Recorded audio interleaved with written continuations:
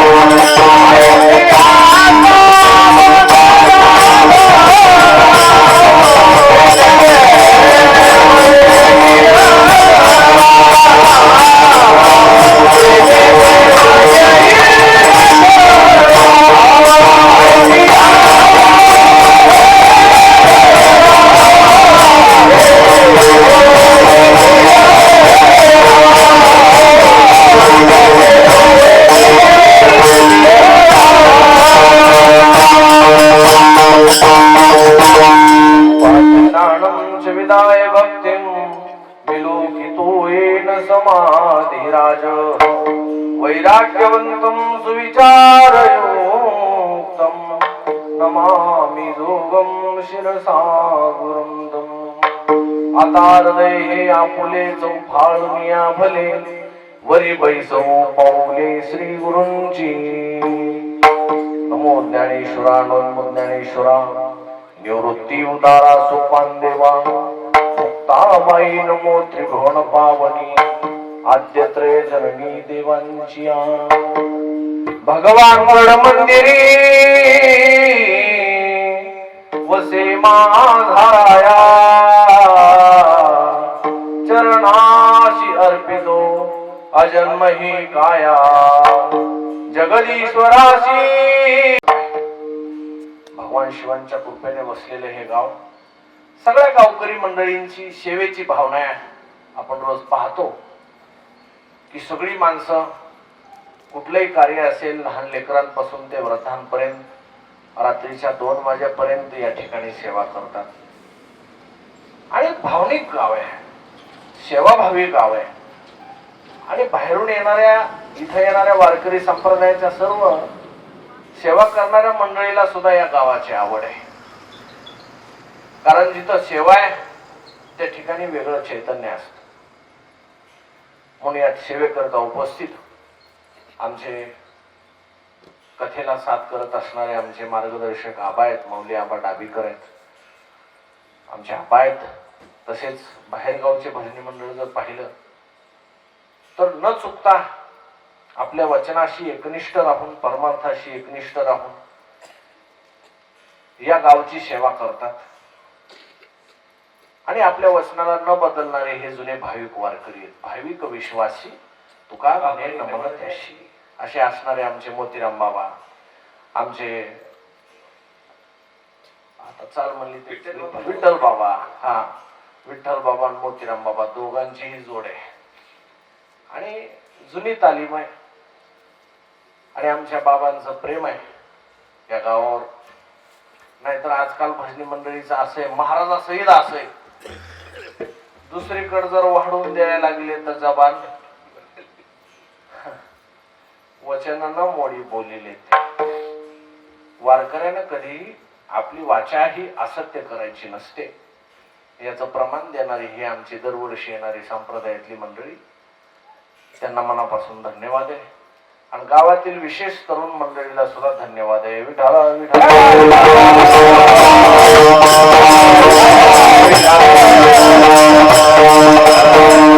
आमचे शैलेश भैया असतील, आमचे नामदेव भाऊ असतील, भगवान मामा असतील, ही सगळी माणसं सेवाभावी सगळी तुमच्या सेवेसाठी हजर आहेत.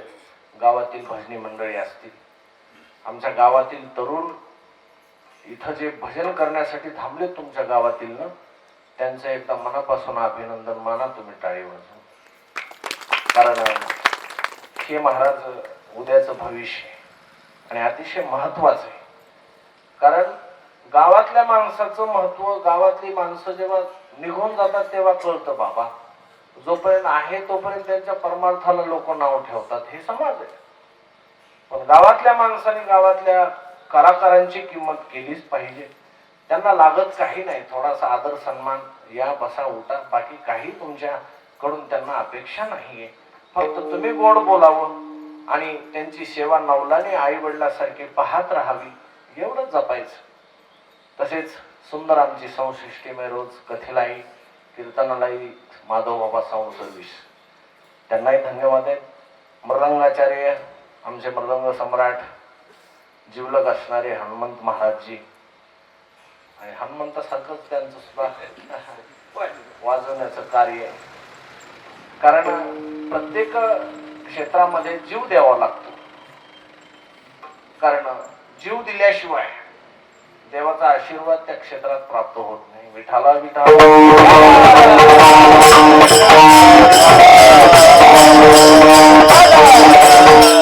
अभंग संत. स्त्रीला काय म्हणता तो, बाईची जागा असून असून कुठं चूल आणि मूल. लाजा वाटत नाहीत आपल्याला? आपल्या महाराष्ट्रामध्ये अतिशोक्ती होईल. संत जनाबाई, मीरा आई साहेब, निर्मळ आई साहेब, एवढ्या मोठ्या मोठ्या महान संत झाल्या, ज्यांनी देवाला दळणाला बोलवलं, ज्यांनी देवाला घरची कामं करायला लावली, अशा महान संत. आणि त्या स्त्रीला आपण त्या उद्देशानं पाहतो. ते निर्मळ आई साहेब परमार्थाची व्याख्या सांगायला लागल्या. महाराज, आमच्या परमार्थामध्ये अंतरीची घेतो गोडी. देव महाराज अंतर मनात झाकून बघतो. हे बघत नाही श्रीमंत आहे का, पैशावाले का, काय करतय हे बघत नाही. त्याच्या मनात देवाविषयी काय चाललंय हे पाहतय. अंतरीचे बीज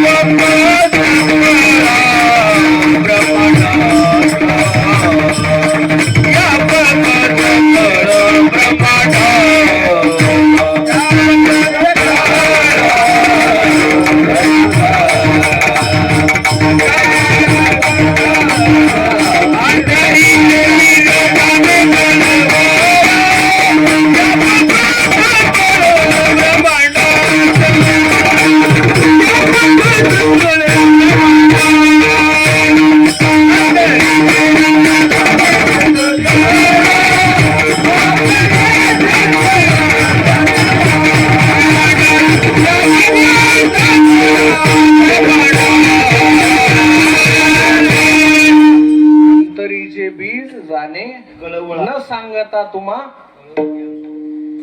कारण महाराज देव अंतरातलं बघत असतो. अंतरातलं बघतो. तुका म्हणे भाव जवळी धरून या आणि भावे विन देव नकळे निसंदेह गुरुविन अनुभव. भावे विन भक्ती, भक्ती विन मुक्ती, बळे विन शक्ती बोलू नये. जर बळ नसेल तर आपला भाव जिवंत राहत नाही. आपल्याकडे वासना लागते, वासना लागते. वासना देवाच्या चरणावर स्थित करावी लागते. तुकाराम महाराज झाडाच्या आड बसून विधीला बसले होते. त्याला आमचे जुने माणसं परसाकड म्हणायचे. काय म्हणायचे? परसाकड. तुकाराम महाराज बसले, हातात डबा सुरून एक काशीहून पंडित तुकाराम महाराजाची कीर्ती ऐकून म्हणले, काही माझ्या जीवनात मध्ये प्रश्न आहेत ते माझ्या गुरूंकडून सुटले नाहीत. मग भगवान शिवशंकर स्वप्नात गेले काशीमध्ये आणि सांगितलं, तुकाराम महाराजाचे साधू तुकाराम महाराज नावाचे साधू आहेत, अतिशय वैराग्यवान आहेत, नामधारक आहेत, त्यांच्याकडे जा, तुझा प्रश्न सुटेल. पंडित जाऊ लागलं, तुकाराम महाराजाचं घर विचारलं. लगेच बारकी पोरगी भगीरथी पळतच आली, म्हणली, हो तुकाराम महाराजांचं घर हेच आहे. घर बघितलं तर एवढी एवढी कुडी, सगळा जाळवणी संसार, सगळं जाळलं आणि बसले होते. घराची परिस्थिती बघितलं तर काही नाही. हातामध्ये वाढायला पीठ सुद्धा नसायचं भगीरथीच्या. भिक्षुक आला तर जिजामाईनं त्या भगीरथीच्या हातावर हाणायचं आणि म्हणायचं, बापानं सगळी राख लावली त्या इटूच्या नादात आणि तू काय वाढाय निघालीस? आपल्या तरी पोटाला खायला आहे का? स्त्री अन्न करी करिता मेली, दुष्काळे आटीला द्रव्य नेला. आणि मग ते पंडित महाराज घरी गेलं आणि तेवढ्यात तुकाराम महाराजाच्या ते रस्त्यानं त्यानं बघितलेलं की बाहेर दिशेला बसून कुठं पांडुरंगाचं भजन आणि देवाचं भजन, कोण मूर्ख माणूस आहे म्हणले. आणि गेले महाराज ते डबा घेऊन तुकाराम महाराज आले. हे मनातले मनात म्हणलं, कोण्या येड्याच्या भेटीला आलो आपण. हेच होतं म्हणले तिथं बसलेलं. आणि कुठं घाण ठिकाणी बसून कुठं देवाचं नाव घेत असतात का? ते क्षेत्र संन्यासी म्हणून एक प्रकार आहे संन्याशामध्ये. क्षेत्र संन्यासी म्हणजे तितक्या भाग सोडायचा नाही. माऊली म्हणतात, जयाचे चोखटे मानुष मी होऊन असे क्षेत्र संन्यासी, जया निजली आहे ते उपाशी वैराग्य का. क्षेत्र संन्यासाचा धर्म काय? तेवढा क्षेत्र सोडायचं नाही, तिथंच बसायचं, नामचिंतन करायचं. आणि मग तुकाराम महाराजांचं त्यांचं जेवण झालं, सगळं झालं, संध्याकाळची वेळ झाली आणि आता निद्रास्त झाले. अतिथी देवो भव म्हणून तुकोबरायांनी मान सन्मान केला. जेवण झालं, बसले, झोपी गेली. आणि झोपी गेल्यावर महाराज हे रात्रीच्या 12 वाजता दचकून उठलं. कोण? हे काशीचं पंडित. काय झालं? जणू काय 50 माणसं एकदाच भजन करायले तर असं तुकाराम महाराजाच्या जवळ त्याला आवाज यायला लागला. एकदाच 50 माणसं जणू काय नामाचा घोष अशा प्रकारचा करायला लागले असा आवाज यायला. दचकून उठलं तर इकडं बघितलं कुणीच नाही. घरात अंधारण. आवाज तर तुकाराम महाराजापासून यायलाय. कान लावले तर महाराज हातातून आवाज यायला. पायाला कान लावला तर पायातून, डोक्याला कान लावला तर डोक्यातून. श्रीराम जय राम जय जय राम. श्रीराम जय राम जय जय राम. श्रीराम जय राम जय जय राम. महाराज वाईट वाटलं त्याला. तुकाराम महाराजाचे त्याच टायमाला पाय धरले महाराज. तुकाराम महाराज उठून बसले. म्हणले, अरे बापरे. म्हणले, पाहुण्यांनो काय झालं? काय नाही म्हणले, महाराज मला माफ करा म्हणले, मी फार तुमचा मोठा अपराधी म्हणले. अपराधी? हे कसं काय घडलं म्हणले? म्हणले, मी माझ्या जीवनामध्ये संसारात असताना एक क्षण नाम सोडलं नाही. नाम सोडलं नाही. माझी मग झाली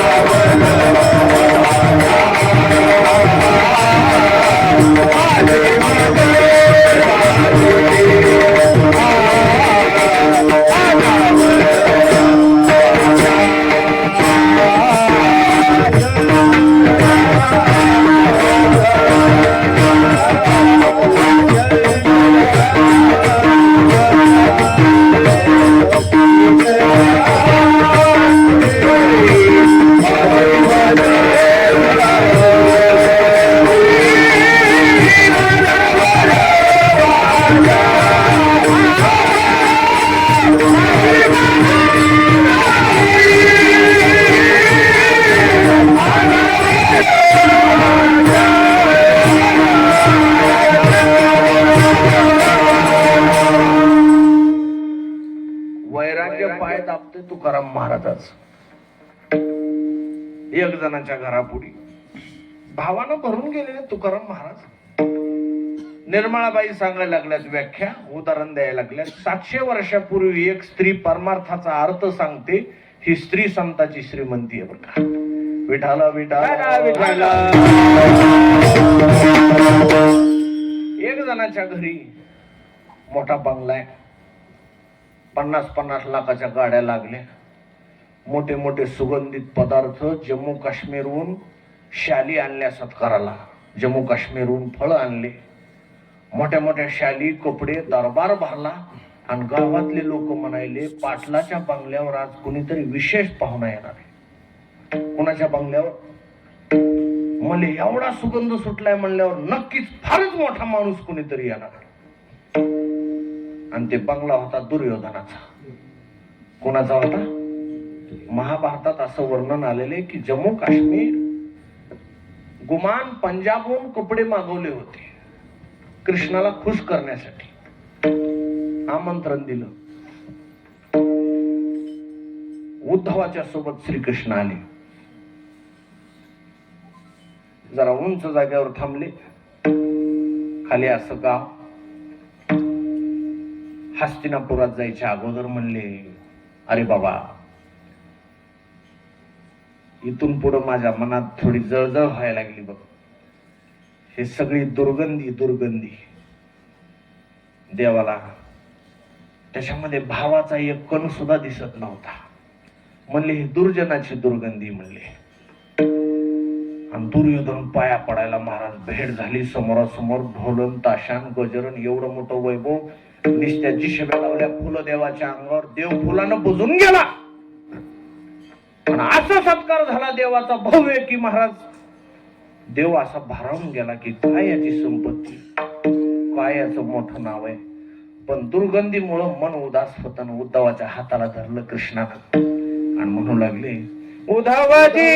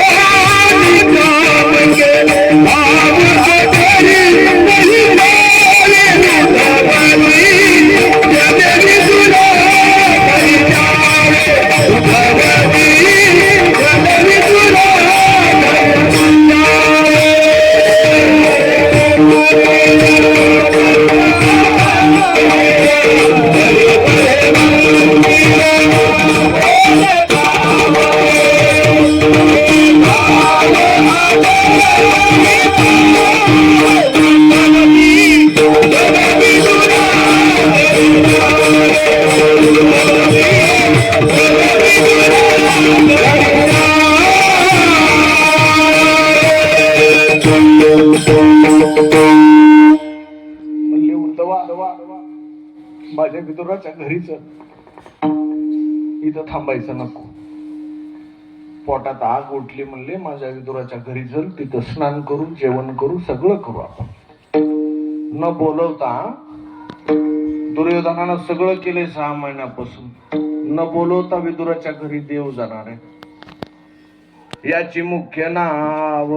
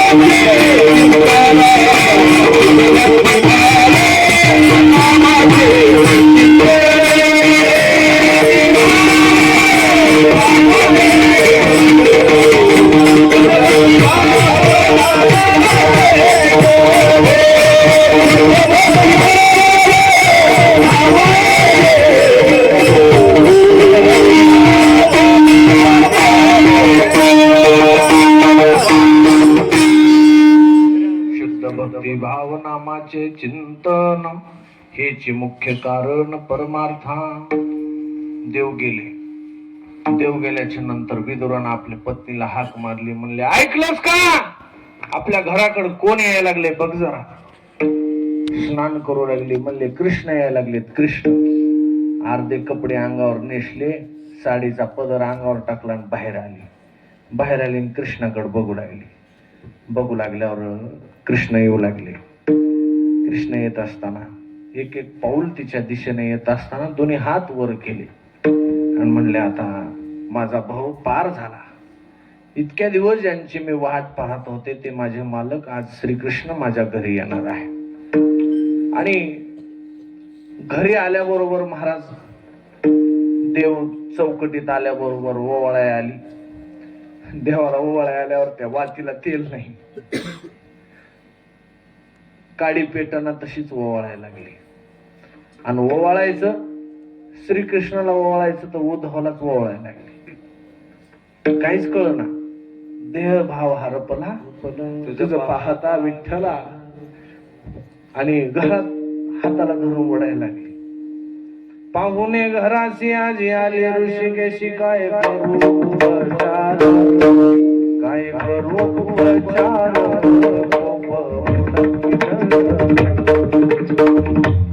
घरात आल्याबरोबर काहीतरी फळ द्यावी देवाला, तर केळ आपण खायली, साल्ट देवाला.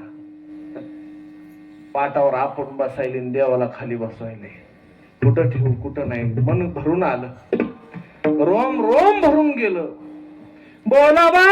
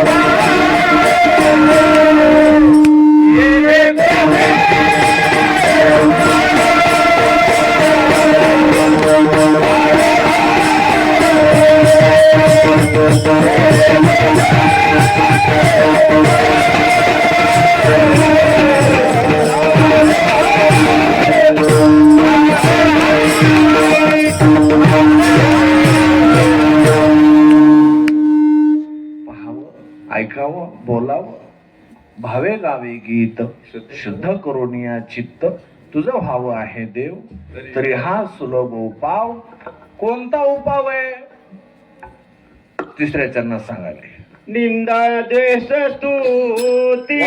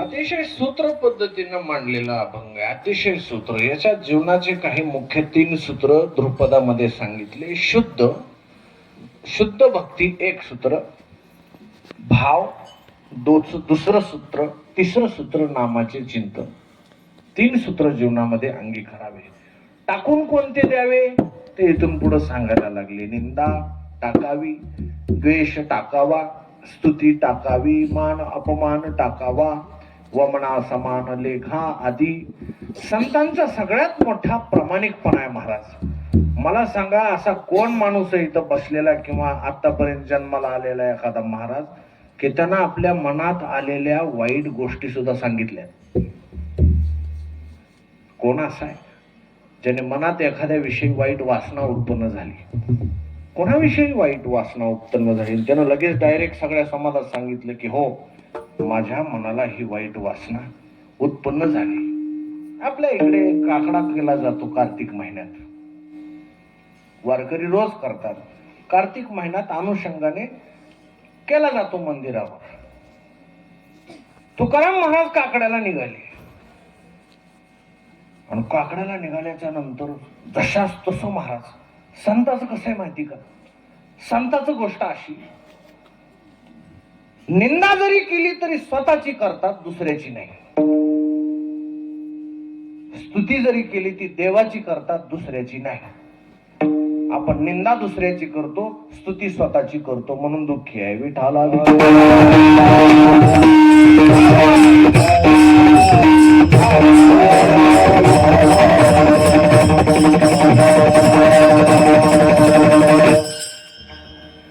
तुकाराम महाराज सांगू लागले प्रभाते शिवाटे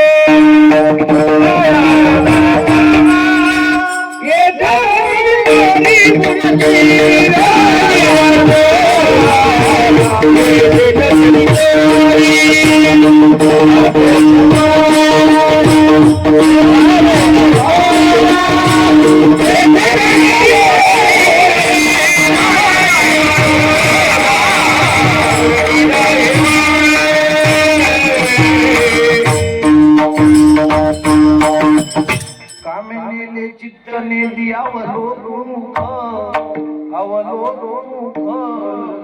बहु झाले दुःख फुटो बाहेर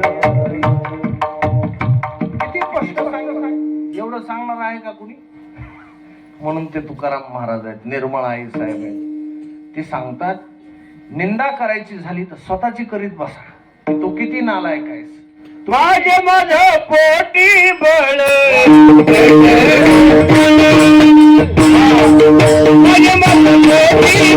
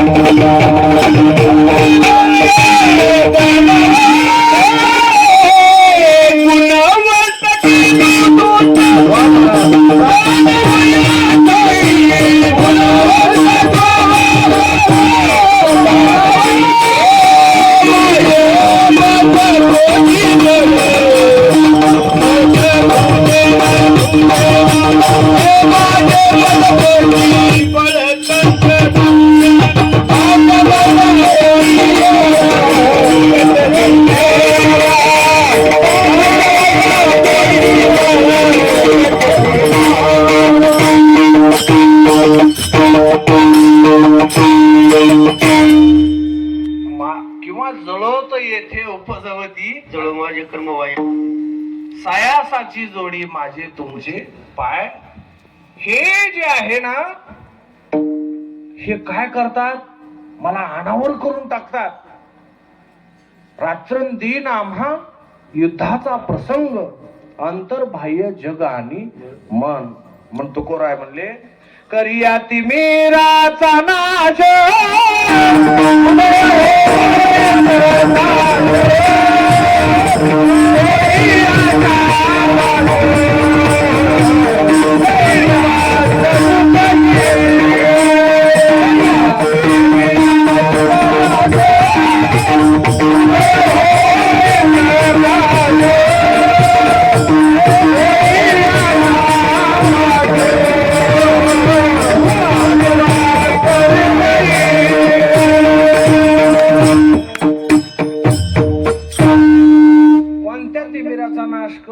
निंदा द्वेष स्तुती मान अपमान. मंबाजी गोसाईना कीर्तनात मारलं तुकाराम महाराजाला. कीर्तनात. नाहीतर आजचा महाराज टाळकरी काय बोलला महाराज हे तुमचं चुकायला तर ते म्हणते दुसऱ्या सप्ताहात ह्याला बोलू नका. किंवा वारकऱ्याला एखादा भजनाला रागाला महाराजाचा टोचून बोललेला तर खरं सांगितलेला तर ते म्हणतो मग त्या महाराजाचं आपलं काही जमत नाही. इतका अवघड आहे परमार्थ. परमार्थ नव्हे लेकुराच्या वावापोटी अनुताप. कारण येते पाहिजे अनुताप. चिरंजीवपद काय म्हणतात नाथ महाराजाचं त्या अनुतापाचे कैसे रूप नित्य मरण येणे जाणे समीप न मानी अल्प देह सुख. ऐसा अनुताप नित्य वाहता कोणता हरीच्या नामाचा चिंतनाचा शुद्ध भावाचा. मग वैराग्य येतयाच्या हातात अनुताप घेऊन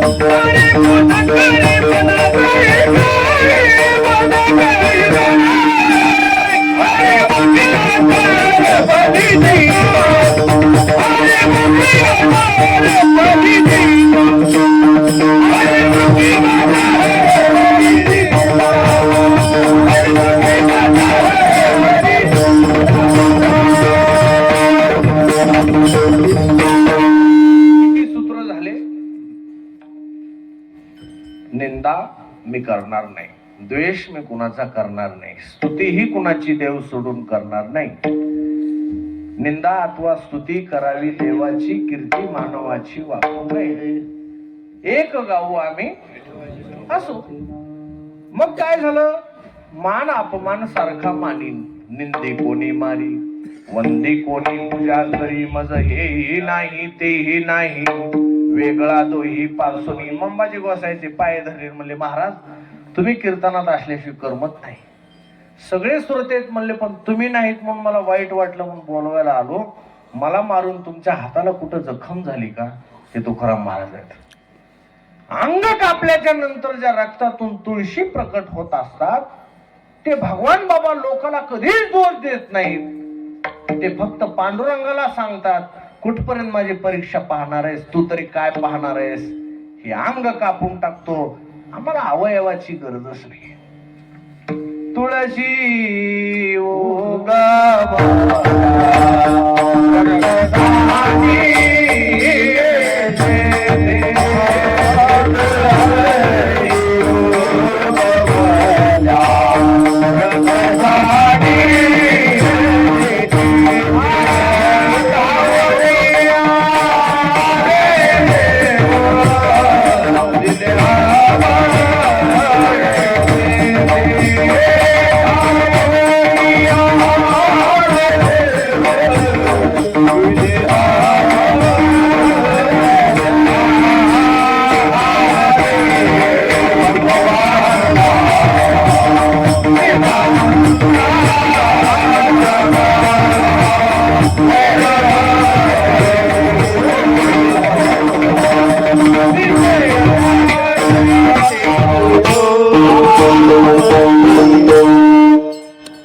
महाराज कुठले संत आहे तू असे?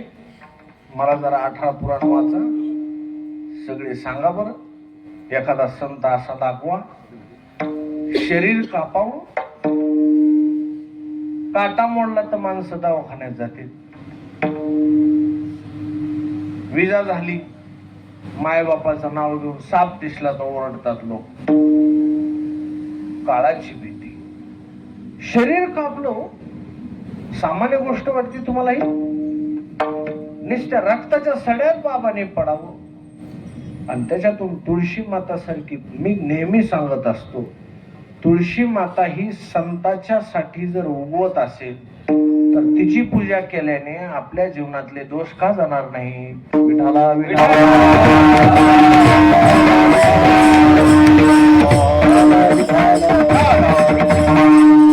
आणि मग निंदा द्वेष स्तुती मान अपमान यांना वमनासारखं उलटीसारखं वकून टाका. लोक तैसा ओक अभक्ता जिरणा संत संग.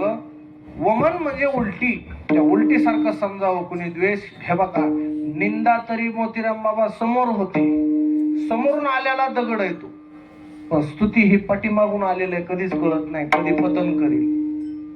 दोन्हीला समसमान मानावं. समा हा शत्रूच मित्रेच तथा मान अपमान यो हो, यांना समान मानावं.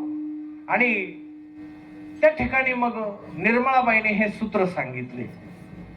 सूत्र सांगत असताना भगवान बाबांवर आळ घेतात लोक.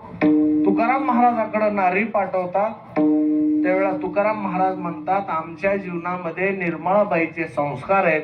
अभंगाच्या 4थ्या परद्रव्य तराना